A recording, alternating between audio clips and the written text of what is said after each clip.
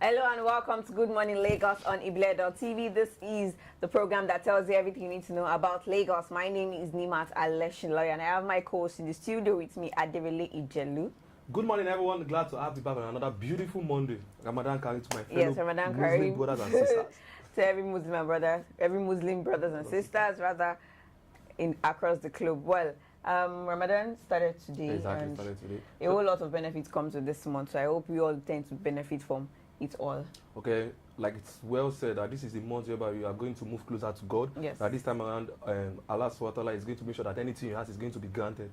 So if you know before now you are not that close to God, make sure you just try to make sure that you get close to God. After breaking your fast, at least you request for anything you want, regardless of how big or small it is. We pray Allah is going to accept everything. I mean, when the month is over, don't forget to get the lessons from it, because a lot of people just forget about the lessons after Ramadan and just say, okay, we're back to our normal lives. Let the lessons stick to you, and I hope you all make a Jannah Firdaus. All right, so let's get down to the business of the day, starting off with the Punch newspaper. Sanusi presides over 1,500 widows mass wedding. Interesting. Oh, that's good. Niger Delta states to get medical equipment vaccines from NDDC. Insecurity, vigilance group volunteer surveillance on Bayelsa Creek and waterways. 1 billion naira IMO debt.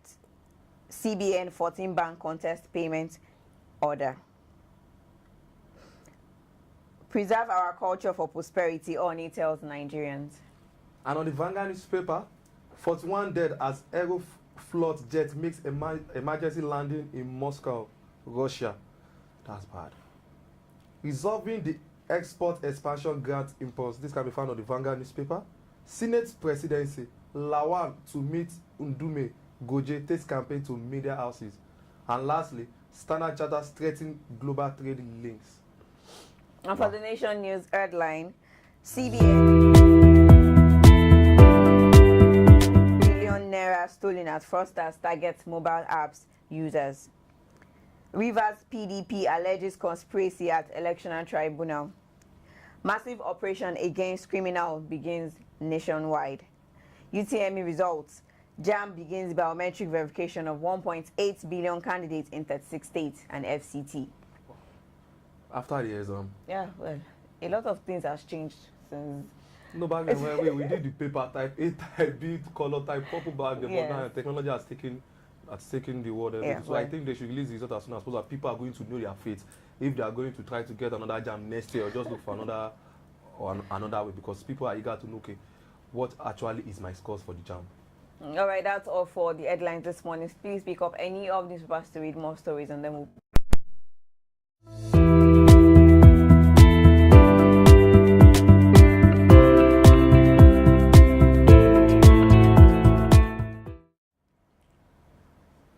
Welcome back. That was the short break, which obviously we are back to the What's Up Lagos segment. And yes, the What's Up Lagos segment is about the Lagos State government in particular, where we'll tell you what is going on with the Lagos State government. But veteran journalist Mr. Dan Agbese has commended Lagos State Governor Mr. Akinwumi Ambode for his commitment towards transforming the infrastructural landscape in the state in the last 4 years.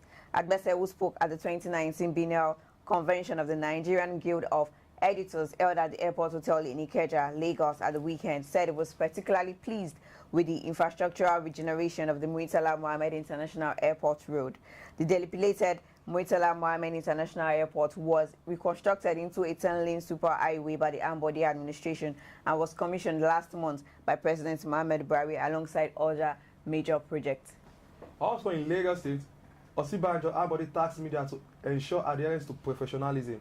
Nigeria's Vice President, Professor Yemi Osibanjo, and the Lagos State Governor, Mr. Akinwumi Ambode, on Saturday urged the media to continue to do everything within its power to ensure that members adhere strictly to the code of ethics to preserve sanity of the profession. The duo spoke at the 2019 biennial convention of the Nigerian Guild of Editors, that is NGE, held at the Airport Hotel in Ikeja, Lagos, well attended by members of the guilds from across the country. In his goodwill message, Governor Ambode, who was represented by the Commissioner for Information and Strategy, Mr. Kehinde Bamigbeton, said the media must continue to help the anti in its primary responsibility as the watchdog of the society. Interesting. As leader as Lagos State for him, something about Ambode is going to be handing over to the next governor, that is Babajide Sanwo-Olu this month. He's trying to make sure that everything that is needed to be done is done before handing over to the next, so that the next governor is going to have something like, let me just say, too much work to do when it's 29. Yeah, pretty interesting. Well, that's all we have for you for the What's Up Lagos segment. Please stay tuned. We'll be right back.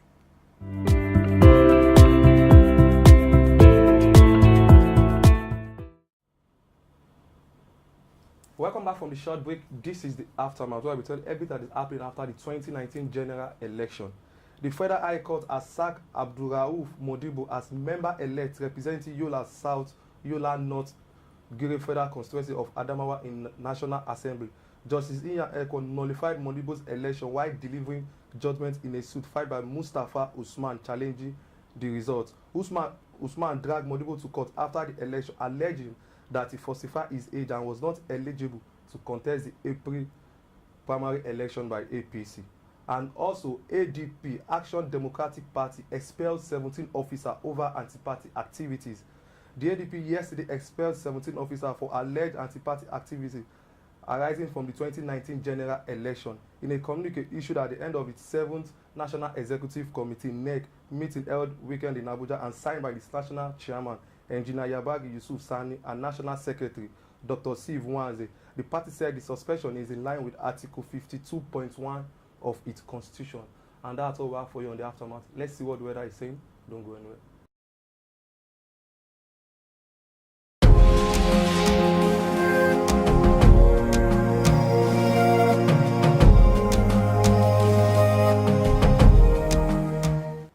That was the weather report for today. 33 degrees at 27 degrees low and 28 degrees centigrade at the normal rate.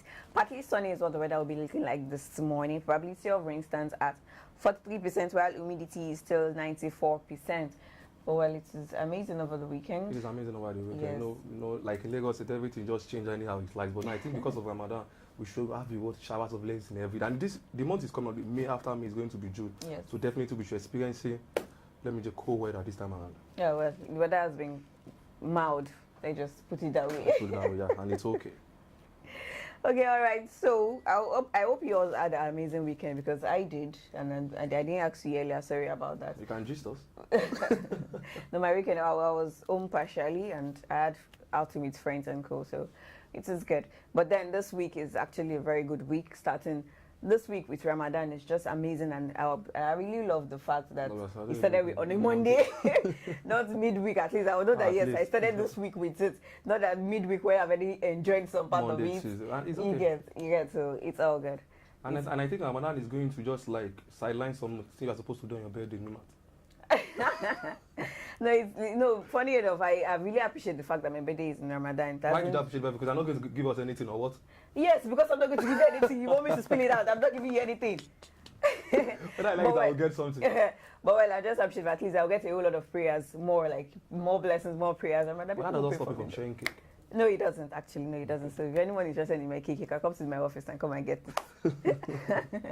All right. So before I round up, I would love to wish a friend happy birthday, Daniel and Christopher. Today's their birthday. They're my secondary schoolmates, but we tend to keep in touch once in a while. Thank you for reminding. Today's one of my best friends' birthdays. Sadiq Bolaji Lawa. I do call him Swag Kid. Happy birthday, wishing long life and prosperity, greater heights. I already wish you what's up today, but I'm here to do this thing for you. Yes. All right. So happy birthday to all our friends. We actually have a mutual friend too, but it's okay. It's all good. All right. Bye for now, people.